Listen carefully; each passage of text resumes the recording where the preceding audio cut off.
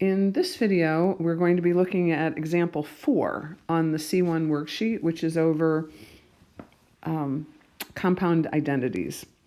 And in this one, what we're going to be doing is reversing the process. So notice that in these problems, you're going to have something that looks like the expanded version, and I've already written the formulas over here that match these. And what we're going to be doing is condensing it. So it says simplify it. So we're going to be turning it into the condensed side. So the previous problems, you had something like this, and you had to go this way. Now you're given something over here, and you have to go this way. Okay, so let me reverse this a little bit and get rid of some of these notations that I just did. Okay, so what you need to notice on this one is, and you can go back and look at your formulas to see if you can find something that looks like that.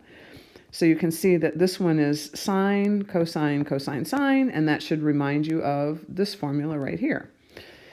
But what they've done is that they have replaced the a that used to be here with 2 theta. So they have let a equal 2 theta.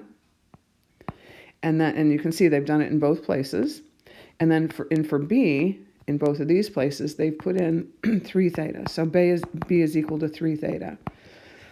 So what we'll do is we'll substitute the 2 theta and the 3 theta in here. So the 2 theta will go in here, and the 3 theta will go in here. And so that means that this is going to be equal to the sine of 2 theta plus 3 theta. Okay, and again, you can always double check it by expanding this back out and turning it into this. And so then this is going to turn into, if I just simplify this, the sine of 5 theta. All right, so hopefully not too bad.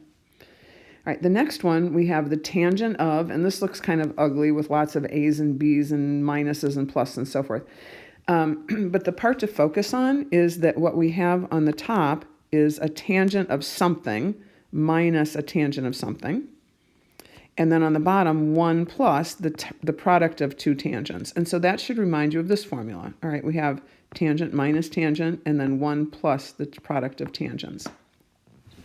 Now, I've rewritten this with x's and y's. The formula up here I know had a's and b's in it up here. But since this problem has a's and b's, I felt like that was a little bit confusing to have a's and b's both places. So I just replaced it with x's and y's, but it doesn't matter. So again, what you need to notice is the substitution. So in for the x, so here and here, you can see that they put in a plus b. That's this piece. So they have let x equal a plus b. And then in for the y, which is right here, and right here, they've put in a minus b. So now, if we sub in, so we know that x is equal to a plus b, so I'm going to sub that in here. And y is equal to a minus b, so I'm going to sub that in here. So that means that this is going to turn into the tangent of what? X, which is a plus b, minus y, which is a minus b. And now if I simplify that, I get tangent of, in here I get a plus b, and then I have to distribute the negative. So minus a plus b. So it looks like these add up to 0, and I'm left with the tangent of 2b. And that's what you're being asked to do. So that's the final answer for that one. All right, then the last one, we have the cosine of 40 times the cosine of 10 plus the sine of 40 times the sine of 10. So again, that should remind you of this formula. And again, you can go back here and look and see, okay, where's one that's cosine, cosine, sine, sine, and we needed a plus, so that's this formula right here.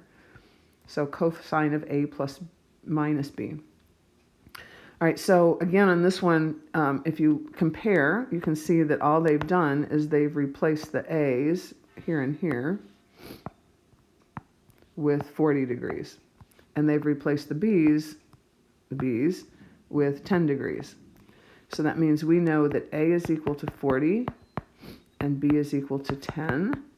And so I'm just going to sub in the 40 here and the 10 here. So this turns into the cosine of 40 minus 10, which is the cosine of 30 degrees. These are, of course, our degrees. And we know the cosine of 30 degrees is the square root of 3 over 2. So we'll take it that one more step.